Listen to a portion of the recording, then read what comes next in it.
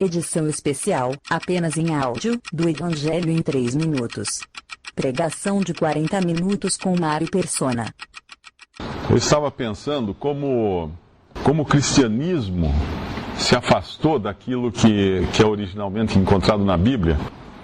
Quando a gente olha ao redor e vê o que hoje é conhecido como cristianismo ou cristandade, nós vemos uma diferença grande em relação ao que nós encontramos na Bíblia.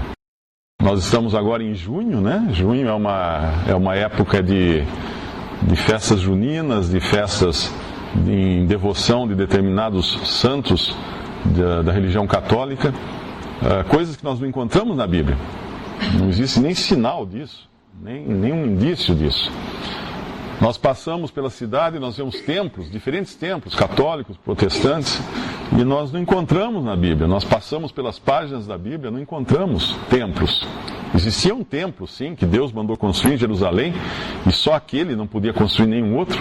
Ele foi destruído no ano 70 da era cristã, e os cristãos nunca mais construíram templos, a menos que a gente considere depois, quando o cristianismo se tornou a religião oficial do Império Romano, por intermédio de Constantino. Constantino obrigou as pessoas a se tornarem cristãs. Então, a partir de um determinado século, acho que foi no 3º século, as pessoas tinham que ser cristãs. Quem não era cristão era perseguido, e virou a coisa. Até então, os cristãos eram perseguidos, e aí então, quem não fosse cristão devia ser perseguido e perdia seus bens e coisas assim. Então, as pessoas eram batizadas à força, e muitos dos deuses romanos foram convertidos. Interessante isso, assim como havia conversão à força das pessoas, converteram à força também os deuses do paganismo romano. Todo o panteão romano, todos aqueles deuses, foram transformados em deuses cristãos. Foram então um determinado deus romano que tinha vestes azuis, segurava uma haste na mão, um cetro, alguma coisa, ele foi transformado no São alguma coisa, num São ou uma Santa alguma coisa. E até mesmo estátuas pagãs. Existe uma imagem em Roma, na catedral ali de Roma, de São Pedro. E ela nada mais é do que uma imagem de Júpiter. Uma imagem de Júpiter que foi devidamente adaptada para se parecer com São Pedro ou São Paulo, não me lembro bem agora qual que é, mas é uma imagem de Júpiter. A gente sabe que muitos tesouros da antiguidade foram saqueados, levados para Roma, e muita coisa foi transformada em coisas cristãs, né? Entre aspas. Até um obelisco que tem na praça, ali na praça principal de Roma, vem do Egito.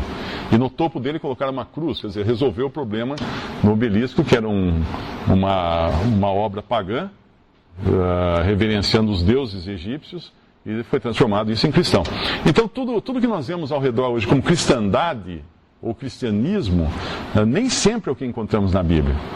E aí pode acontecer o engano de nós também buscarmos a Cristo pensando em algo que não é realmente aquilo que nós encontramos na palavra de Deus. A primeira coisa que a gente já percebe é que existe um engano grande quando o assunto é o Evangelho. O Evangelho não é uma lista de regras. O cristianismo não é uma lista de regras. Muitas pessoas perguntam, mas o que eu tenho que fazer, hein? Como é que é? Assim, eu quero aceitar, quero entender isso, mas o que eu tenho que fazer?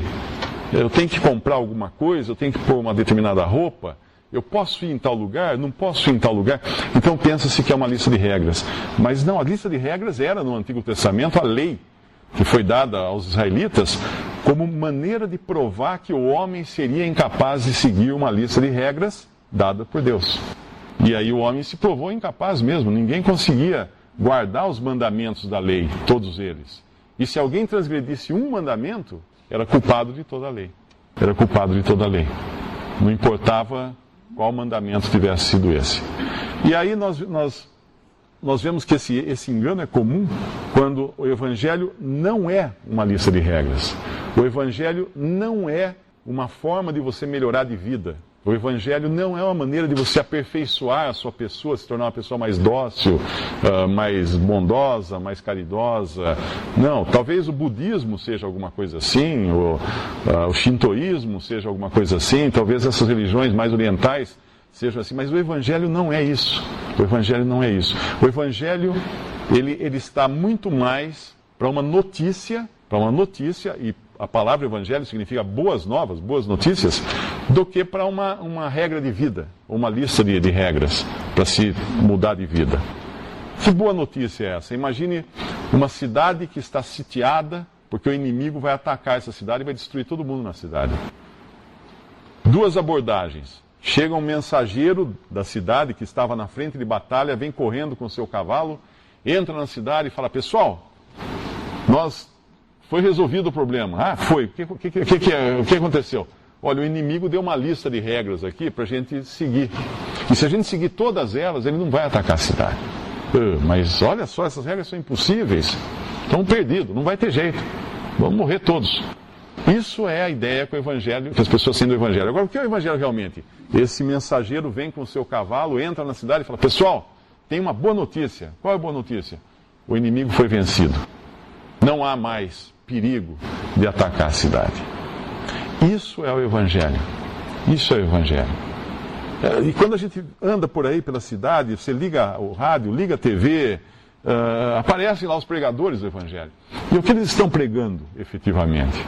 Será que é sempre o Evangelho? Alguns pregam o Evangelho, mas a maioria não prega o Evangelho. A maioria não prega o Evangelho. O Evangelho acabou se tornando um sinônimo de bem-estar. Então você tem uma dívida, vá à igreja tal, e lá você pratica certas correntes e novenas, ou seja lá o que for, e compra algumas coisas e contribui bastante, né, dá suas ofertas, e aí Deus vai eliminar a sua dívida, Deus vai resolver o seu problema. Ah, você está doente? Não tem problema, vai à igreja tal, tem um pastor poderoso lá que vai pôr a mão em cima de você e você vai resolver os seus problemas, deixa uma contribuição e tudo mais. Ah, você está sem sorte no amor, nos relacionamentos? Ah, vai na igreja tal, que lá abre portas, você vai conhecer pessoas maravilhosas, Deus vai abençoar a sua vida. Agora eu pergunto, vamos pensar como era no princípio da Bíblia. Quando o Senhor Jesus estava para partir, ele avisou no capítulo 14 do Evangelho de João, no versículo 27, um pouco antes, Jesus tinha dito aos seus discípulos que ele iria partir. Na verdade, ele ia ser morto. Ele ia ser entregue para ser crucificado. E no versículo 27, ele deixa o seu testamento. Quando uma pessoa morre ou está para morrer, ela costuma fazer um testamento. Deixa um documento dizendo: eu vou deixar a casa, fica para fulano, o carro fica para cicrano, a fazenda para beltrano, e aí divide em tantas partes, tantos por cento da riqueza, tantas aplicações para não sei quem. E quando essa pessoa morre, tem um espólio dessa pessoa. E aí os herdeiros vão então dividir os bens de acordo com aquele testamento. E aqui, esse é o testamento que Jesus deixa para os seus discípulos: deixo-vos a paz. A minha paz vos dou. Esse é o testamento dele. Ele, quando morreu, os únicos bens materiais não entraram nesse testamento, eram as suas roupas, que foram repartidas entre os guardas, os soldados que o crucificaram. E as roupas, depois de um tempo, obviamente, elas devem ter apodrecido e desapareceram, viraram pó. E os guardas não ficaram com nada, na verdade, né? Mas aqui ele deixa uma coisa que é duradoura para os seus discípulos: deixo-vos a paz, a minha paz vos dou. Algum discípulo naquela hora podia falar assim: uau, que bom, eu estava com tanto problema na minha vida, eu queria tanto paz, e agora vem alguém e me fala, o Senhor falou que eu vou ter paz. Basta alguém ler o que acontece depois da morte de Cristo para ver que a última coisa que os discípulos tiveram foi paz. Pedro foi crucificado, Paulo foi decapitado, outros foram mortos à espada, foram apedrejados, e fugiam, se escondiam nas catacumbas, precisavam fugir. Muitos eram atirados aos leões, morriam mortes horríveis. Cadê a paz? Quando a gente vê isso, então, fala assim, bom, então acho que não é essa paz que ele estava falando. Não é esse tipo de paz, de libertação de problemas nesta vida que ele estava falando. Se nós pensarmos em Paulo, Paulo foi um apóstolo que veio depois. Ele era um homem muito culto, um homem dos principais dos judeus. Ele estava indo pela estrada de Damasco, indo com ordens do sacerdote para encontrar cristãos, prender cristãos e mandar cristãos para a prisão e para a morte. Paulo estava caçando, Paulo era um caçador de cristãos. E no caminho para Damasco, o Senhor Jesus encontra com ele. E Paulo fica cego, temporariamente cego, ele ouve uma voz e o Senhor fala com ele. E ali ele se converte. Ali Paulo se converte. E nós pensamos, um homem que tinha tudo. Um homem que tinha tudo. Tinha cultura, tinha riqueza, tinha posse, tinha posição na sociedade. Foi discípulo de um dos maiores mestres de Israel naquela época. Tinha tudo. E provavelmente ele ia terminar sendo um senador, alguém importante na sociedade judaica. Aí começaram os problemas de Paulo. Logo depois que ele se converte na estrada para Damasco, ele chega em Damasco e ainda os próprios cristãos duvidam que ele seja um cristão. Imagina, o cara estava até há pouco ele estava mandando o cristão para a morte, serem jogados a leões, serem massacrados, e agora ele está dizendo que é cristão, que ele se converteu. Quem é esse? Deus precisa inclusive dar provas para os cristãos de que Paulo era realmente alguém que Deus tinha escolhido. E quando ele chega em Damasco, ele é perseguido de tal maneira que precisa sair da cidade pendurado num cesto, pelo muro. Os outros irmãos na cidade, os outros cristãos ali, pegaram Paulo, botaram num cesto, desceram com uma corda pelo muro da cidade à noite, escondido, porque já estavam querendo matar Paulo. Porque ele tinha virado para o outro lado, para o lado do inimigo, do adversário. Ele já começou a sua jornada assim. E ao longo da vida dele, nós temos os relatos que ele faz. Tem uma lista que ele dá numa das passagens da Bíblia.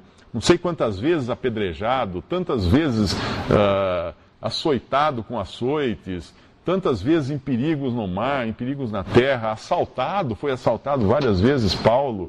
E a gente pode perguntar, mas que vida é essa que esse homem teve? Quem quer uma vida dessa? Exatamente.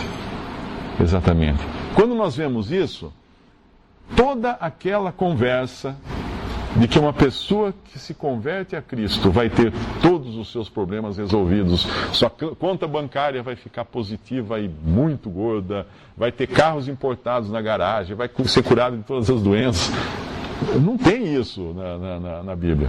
Nós vemos Deus sim curando alguns, Deus sim resolvendo problemas de alguns, mas esse não é o Evangelho. Isso não é o Evangelho. O Evangelho é isso que o Senhor Jesus fala. Deixo-vos a paz. A minha paz vos dou. Não vou lá dou como o mundo a dá. Peraí, então o mundo também oferece uma paz? O mundo oferece uma paz. Todos nós podemos encontrar paz no mundo. Que paz que o mundo oferece? Bom, se eu tenho lá uma dívida no banco, aí o gerente liga e fala, Mário, é o seguinte, sua dívida foi perdoada. Eu sei que é impossível acontecer isso no banco, mas vamos supor que acontecesse, né? Ou um credor qualquer. Que paz! Eu não ia conseguir pagar nunca isso, que alívio que dá. Agora eu vou conseguir dormir. Ou eu fui diagnosticado com um câncer, uma doença mortal, alguma coisa que não tem cura. E aí faço uma bateria de exames e estou já desgostoso da vida, já estou até fazendo o meu testamento e de repente nessa bateria de exames sai que foi engano. Um dos exames tinha dado errado, foi um equívoco, um falso positivo. Que alegria, que paz que isso me dá. Que bom. Ou eu sou um criminoso e estou diante de uma pena agora de 20 anos de cadeia, e aí o governador, o presidente, ou seja lá quem for, por conta das festividades aí do ano e tal, perdoa a minha pena. Nos Estados Unidos tem muito disso, do cara na cadeira ir para a cadeira elétrica e o governador perdoa um lá Lá tem até o perdão dos perus, né? Que eles perdoam um peru todo ano, na época em que eles vão matar um monte de peru. Tem um peru que é perdoado assim com solenidade para dizer, nós não temos nada contra o peru, né? No jantar de ações de graças. Mas se eu recebo a comutação da minha pena, que eu estou perdoado da minha pena, que eu estou livre da cadeia, uau, que prazer, que alegria, que paz isso me traz. Mas isso é paz passageira. É paz passageira. Um dia eu vou ficar sem nada. Eu vou sair desse mundo sem nada, sem um tostão no bolso. Um dia eu vou ficar doente, sim. Eu vou ficar doente e morrer, porque todos morrem doentes. Pessoa que dura 100 anos, outro dia morreu aquela senhora, a mais velha do mundo, que era uma brasileira, estava com 114 anos, ela ficou doente e morreu. Ela estava com uma pneumonia, ela morreu. E todos nós acabamos morrendo de alguma doença. Ou podemos até cair em alguma situação aí criminosa e a gente ser envolvido em alguma coisa. Então, essa paz que o mundo dá é passageira. E até aquela paz que a gente compra, né? Sabe aquele carro que você sempre quis ter? E você sonhava, não dormia pensando no carro. Aí um dia você conseguiu aquele carro. Agora eu vou ser feliz. Onde está esse carro agora? Já virou sucata há muito tempo, já foi vendido, passou para outro. Você está com outra ideia, que agora sim eu estou pensando naquele outro carro. Ou aquela paixão da sua vida. Nossa, aquela menina da escola, se eu não conseguir namorar com ela, ou se eu não conseguir casar-me com ela, eu nunca vou ser feliz. Aí você consegue, e aí o que aconteceu? Acabou, passou, volta tudo ao normal. Todas as coisas que o mundo oferece para nós, elas são passageiras. Elas nunca são permanentes, nunca, jamais são permanentes. Então essa paz não tem nada a ver com a paz que o mundo dá. A minha paz vos dou, não vou lá dou como o mundo a dá, o Senhor Jesus fala aqui. Então que paz é essa? Vamos abrir um pouco lá em Colossenses, na carta de Paulo aos Colossenses, capítulo 1, versículo 12. Dando graças ao Pai, que nos fez idôneos. Ele está escrevendo isso, obviamente, para cristãos, pessoas convertidas a Cristo, que moravam na cidade de Colosso.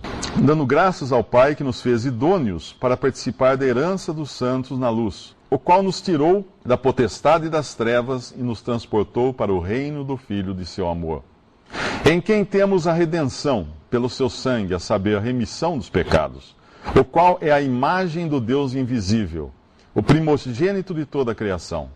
Porque nele foram criadas todas as coisas, que há nos céus e na terra, visíveis e invisíveis, sejam tronos, sejam dominações, sejam principados, sejam potestades, tudo foi criado por ele e para ele. E ele é antes de todas as coisas, e todas as coisas subsistem por ele. E ele é a cabeça do corpo da igreja, é o princípio e o primogênito dentre os mortos, para que em tudo tenha preeminência. Porque foi do agrado do Pai que toda a plenitude nele habitasse, e que, havendo por ele feito a paz, pelo sangue da sua cruz, por meio dele reconciliasse consigo mesmo todas as coisas, tanto as que estão na terra como as que estão nos céus. A vós também, que noutro tempo erais estranhos e inimigos no entendimento pelas vossas obras más, agora, contudo, vos reconciliou no corpo da sua carne, pela morte, para perante ele vos apresentar santos e irrepreensíveis e inculpáveis. Aqui apareceu a palavra paz. Essa é a paz da qual Jesus estava falando aos seus discípulos. Havendo por ele, por meio de Jesus, feito a paz, pelo sangue da sua cruz, por meio dele reconciliasse consigo mesmo todas as coisas, tanto as que estão na terra como as que estão nos céus. Nós temos um costume na língua portuguesa de quando nós brigamos com alguém, nós fazemos as pazes com essa pessoa, né? Vamos fazer as pazes? E às vezes essa pessoa com quem que nós ofendemos nos perdoa, né? E aí nós então podemos fazer as pazes com essa pessoa. Aqui nos fala do perdão de Deus, mas o perdão de Deus não era algo que podia ser simplesmente assim, Deus fala assim, eu perdoo vocês. Alguém precisava pagar. Existia uma dívida pendente. Existia um resgate para ser pago. Existia um preço. E alguém precisava pagar. Porque senão Deus não seria justo. Deus não seria justo em livrar alguém da condenação sendo um pecador. E todos nós somos pecadores. A Bíblia fala que todos pecaram e destituídos estão da glória de Deus. Todos. Todos. Não há quem não peque. Não há quem não peque. Basta você olhar para dentro do seu coração e você vai saber que você peca. Basta para você olhar para a sua vida passada, você vai saber que você peca. E você peca porque você é pecador. Você não se torna um pecador depois de pecar, você já nasce. Eu e você já nascemos pecadores e por isso pecamos. O pecado em nós é como uma raiz, o cerne da planta. E daí nós vamos dar os frutos, que são os pecados, que vão surgir na nossa vida. E quando a gente menos imagina, fala assim, não, a partir de hoje não vou mais pecar. Ah, tá bom. É só perguntar, em que sentido você costumava pecar? Você dá uma pensada assim, quando eu odiava aquele desgraçado do meu vizinho, eu queria matar ele, pronto. Acabou de pecar. Pensou já, acabou de pecar. O homem é mau. O ser humano é mau por natureza. Desde pequenininho, mesmo ainda inocente das suas maldades, ele ainda não está entendendo as coisas, mas ele vai crescendo. A diferença é que ele era um pecadorzinho, ficará um pecadorzão, ele vai crescer como pecador. Então, Deus precisou intervir, porque senão nenhum ser humano poderia habitar na presença de Deus. Deus precisou intervir. E aí ele faz a paz, mas uma paz que custa sangue, que custa o preço, a vida do Filho de Deus. Ele precisou enviar o seu Filho, e aqui a gente lê, no versículo 12 desse nosso capítulo, ele está falando aqui para cristãos agradecerem ao Pai por terem sido feitos idôneos de participar da herança dos santos na luz. Como que esses pecadores poderiam ser idôneos de ficar num lugar, na luz de Deus, onde não há trevas nenhuma, e ainda ter uma herança com isso, pela graça de Deus? Nós sabemos que a luz é aquilo que revela todas as coisas. O último lugar que você quer estar, depois de cometer um pecado, onde é? Na luz. Na luz. Você quer fugir da luz. Você quer esconder o que você fez. Ninguém pratica crime a céu aberto, a pessoa pratica crime à noite. A pessoa sai à noite para fazer as coisas. A pessoa faz as coisas às escondidas. Outro dia eu li um comentário interessante de uma jornalista, ela comentando sobre os pichadores. E ela leu algumas coisas sobre pichadores e eles se declaram assim pessoas contrárias à sociedade, e eles são livres para fazer o seu protesto, a sua forma de protesto, mostrar que eles estão livres, é pichar os muros e as casas da cidade. E aí ela faz uma pergunta, mas será que eles são livres mesmo? Porque eles têm que fazer isso à noite. Eles têm que fazer isso escondidos. Eles têm que fazer isso fugindo. Eles não são livres. Eles são escravos da sua própria pichação, eles são escravos da sua prática. Eles estão escondidos daquilo que eles fazem, eles são ocultos. Então o pecado não gosta. Agora, como que Deus poderia pegar um pecador e levar para a sua presença na luz de Deus? Só se ele tivesse sido limpo totalmente dos seus pecados. Dando graças no versículo 13 nos fala, o qual nos tirou da potestade dos poderes das trevas, nas qual nós nascemos nelas por sermos pecadores, e nos transportou para o reino do Filho do seu amor. É uma mudança. Você é tirado de uma posição de pecador perdido, sujeito ao juízo eterno, e levado para outra posição, o reino do Filho do seu amor. Tirado das trevas e colocado na luz. Mas é pago um resgate para fazer isso. Por isso que ele nos resgatou. E é o versículo 14 que diz, em quem temos a redenção pelo seu sangue, pelo sangue de Jesus, a saber, a remissão dos pecados, a retirada dos pecados, a extração dos pecados, pelo sangue de Jesus. Pelo sangue de Jesus. Deus aplica em nós o sacrifício de Cristo, o valor do sacrifício de Cristo, e o sangue de Jesus Cristo, Filho de Deus, nos purifica de todo o pecado, nos limpa de todo o pecado. Uma vez perguntaram para uma menina, uma criança, como é que ela sabia que ela tinha sido limpa de todos os seus pecados. Ela falou assim, olha, no jeito infantil de explicar, ela falou, olha, Deus tinha uma lista, Deus tinha uma folha de caderno com uma lista com todos os meus pecados. Aí caiu sangue nessa folha. Agora Deus não consegue ler mais quais são os meus pecados. É isso, na prática, é isso que acontece. O sangue de Jesus Cristo se coloca entre Deus e os nossos pecados. E Deus, quando olha, vê o sangue. Vê o sangue. Entre nós e os nossos pecados está sangue de Cristo. Deus vê o sangue e Deus fala, está justificado. Deus pode ser, então, justo e justificador daquele que tem fé em Jesus. Ele não seria justo se deixasse o pecado passar de qualquer jeito. Mas sabendo que o homem seria incapaz de pagar o seu próprio pecado, Deus providencia um sacrifício, um cordeiro perfeito, mas é a pessoa do seu próprio filho, sem pecado, para apagar o pecado do pecador. Agora, a provisão que Deus faz é para que todos possam ter esse perdão. Mas será que todos serão salvos? A Bíblia fala, Cristo morreu por todos. Mas a Bíblia fala também, a palavra de Deus também fala, salvou a muitos, levou sobre si o pecado de muitos. Todos e muitos. Cristo morreu por todos, mas levou sobre si o pecado de muitos. Como é que a gente pode pensar uma coisa dessa? Imagina que tem uma multidão de pessoas com fome. E aí algum benfeitor traz um caminhão que tem comida para todos. Mas apenas muitos vão até o caminhão pegar o seu prato, pegar a sua comida. Os outros ficam olhando e falam assim, não vou até lá, ou eu acho que tem alguma coisa por trás disso. Não quero. Meu negócio é ficar por aqui com fome, melhor do que lá perto daquele caminhão, sem fome. Muitos não querem. Muitos serão salvos, não todos serão salvos. Por que nem todos? Porque é uma questão de fé. É uma questão de fé, de crer na palavra de Deus. De aceitar que Cristo pagou o preço pelos nossos pecados. Deus não poderia pegar você, que não quer crer em Jesus, e falar assim, eu vou levar você para o céu. O céu seria o seu inferno. Você não quer. Tem uma parábola, não é uma parábola, na verdade é uma história.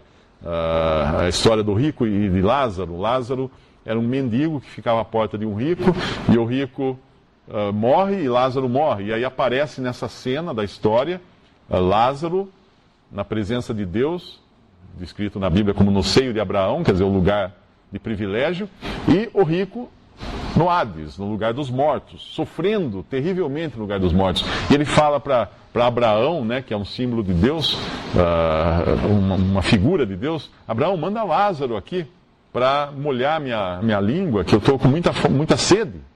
Mas Deus fala, não dá para ele ir aí, porque tem um abismo, não dá para passar esse abismo. Veja que o rico não fala, me tire daqui, eu quero estar aí. Não, manda ele aqui. Bom de bico, né? Manda Lázaro aqui. Ele nunca quis sair dali. Ele nunca quis sair dali para estar na presença de Deus. Ele queria estar livre dos sofrimentos, mas ele não queria a presença de Deus. A salvação vem pela fé em Cristo. E quando você deposita fé genuína em Cristo, um dos efeitos disso, da sua conversão, é uma conversão. Uma vez perguntaram para uma pessoa, para um soldado, como é que foi a sua conversão? Ele falou, eu estava marchando, aí eu escutei assim, meia volta, vou ver, e virei, e converti.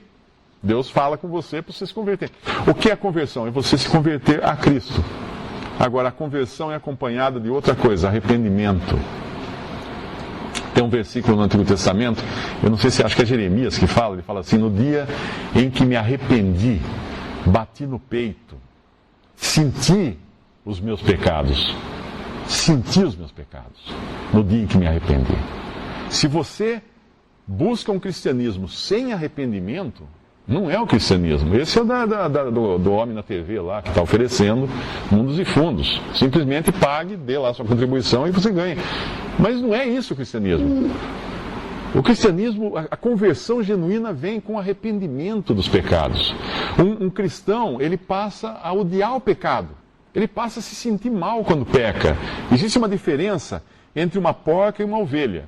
As duas podem cair na lama. O cristão também pode cair em pecado. Não que ele pode no sentido de permitir, mas ele pode acontecer dele cair num pecado. Agora veja uma porca e uma ovelha. As duas caíram numa poça de lama. A porca está adorando. está onde ela gosta, melhor lugar do mundo. A ovelha não vê a hora de sair dali porque ela não é daquele meio. E quando ela sai, ela se sente suja. Até que alguém limpe essa mancha, esse barro que tem no pelo dela, ela se sente suja porque ela não é para isso, ela não é desse lugar. O cristão, ele é tirado de uma posição suína, por assim dizer, que gosta de pecar, que gosta do pecado, e transportado agora para uma nova natureza que odeia o pecado, que detesta o pecado. Mas ainda, infelizmente, vivemos num corpo de carne que é possível cairmos em pecado. O cristão, a Bíblia fala, 7 vezes cairá o justo, e se levantará. E se levantará. Essa é a diferença do incrédulo, que gosta de pecar. Então, se não existir um arrependimento genuíno, não houve uma conversão genuína. A pessoa pode aceitar intelectualmente, a Bíblia é bonita, Evangelho, essa paz, me deu uma paz, nossa, estou me sentindo tão bem a partir de hoje e tal. Não é isso, isso não é o cristianismo. O cristianismo é justamente a conversão a Cristo, o reconhecimento que os meus pecados foi o que fez com que Cristo sofresse na cruz.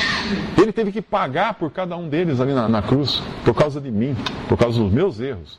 Ele teve que pagar. Isso é reconhecer o cristianismo real.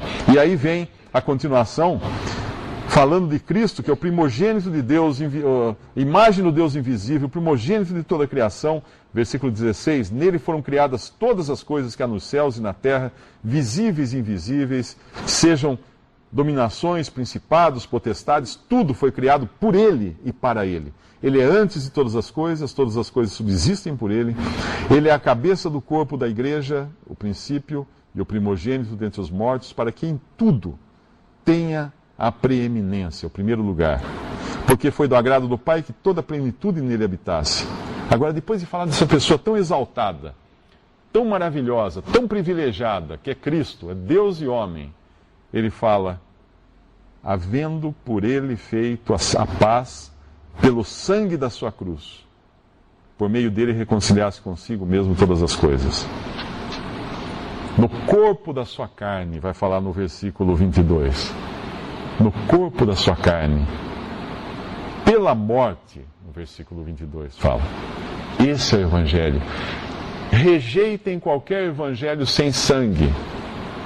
Quando alguém vier falar para você, não, é bom o Evangelho, é a igreja tal, não sei o que, a gente se sente tão bem lá. E o sangue? E o sangue que me purificou de todos os meus pecados, onde entra nisso? O sangue que trouxe paz, que fez as pazes de mim para com Deus. Em 1962, um missionário americano chamado Don Richardson, esse é um livro muito bonito, quem encontrar esse livro, leia, porque é um dos melhores livros que eu já li, de relatos de missionários. O livro chama-se O Totem da Paz. Em 1962, o Don Richardson, a sua esposa, e me parece que eram 2 crianças pequenas, se mudaram para uma tribo indígena se não me engano era Nova Zelândia,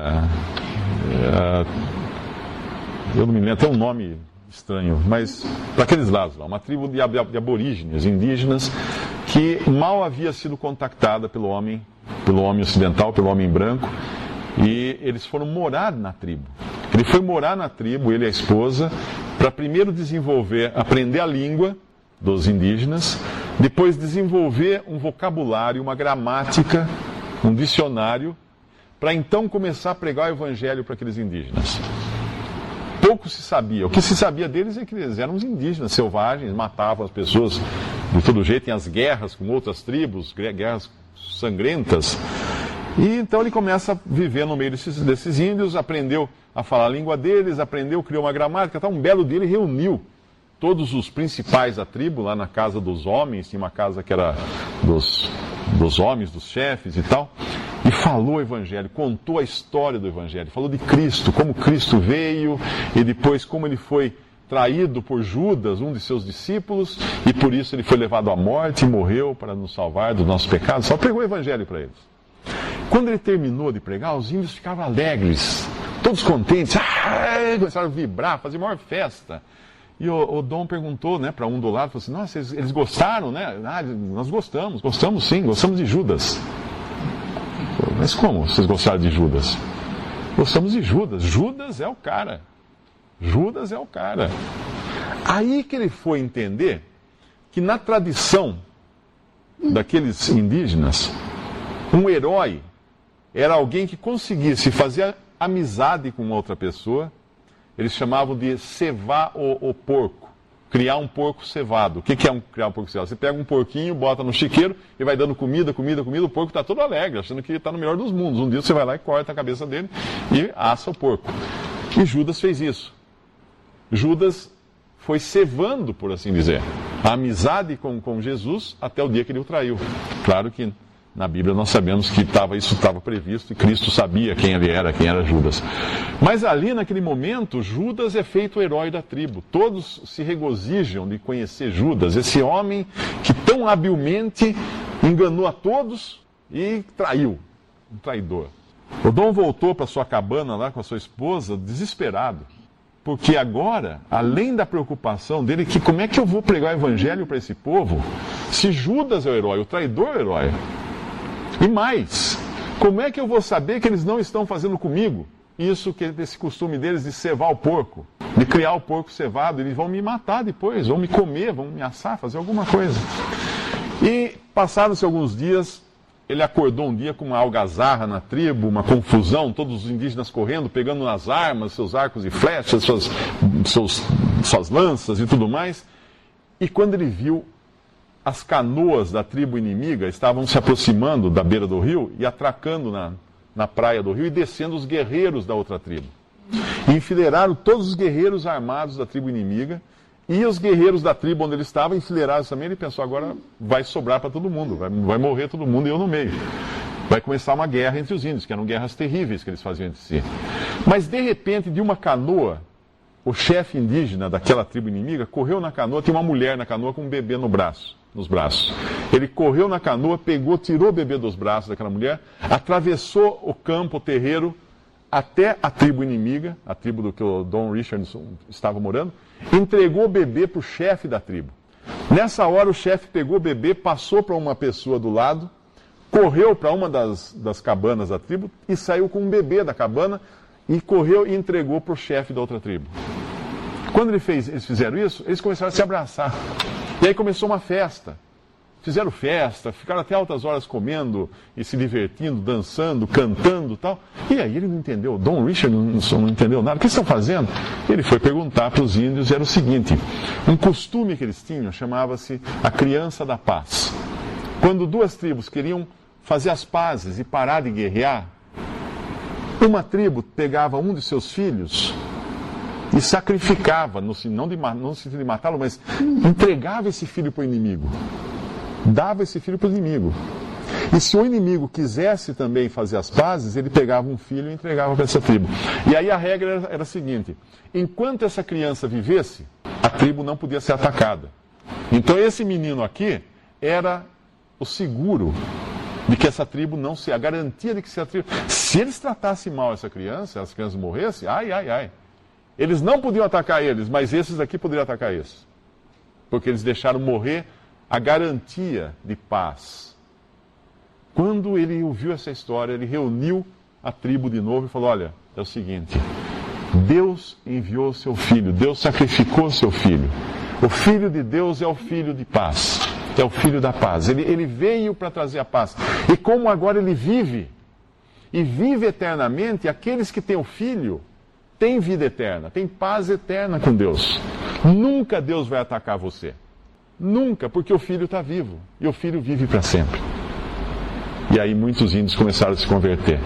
E não só começaram a se converter, como entenderam que Judas era o pior homem do mundo. Porque a pior pessoa na tribo seria aquela que fizesse algum mal para aquela criança. Que fizesse qualquer coisa de maldade para aquela criança. E aí eles começaram a se converter. Você hoje sabe que Jesus veio fazer a paz. Deus enviou o seu Filho ao mundo como garantia de paz. Primeiro ele teve que morrer, derramar seu sangue, pagar pelos pecados daqueles que creem nele. E agora, depois ele ressuscitou e está no céu. E agora ele é a garantia. Você tem essa garantia? Como se recebe essa garantia? Pela fé. Confessando a Deus os seus pecados, crendo em Jesus como seu Salvador, confessando a sua condição de pecador. Confessando, como alguns nos evangelhos, tem um homem que fala assim, Senhor, tem misericórdia de mim, pecador. Tem misericórdia de mim, pecador.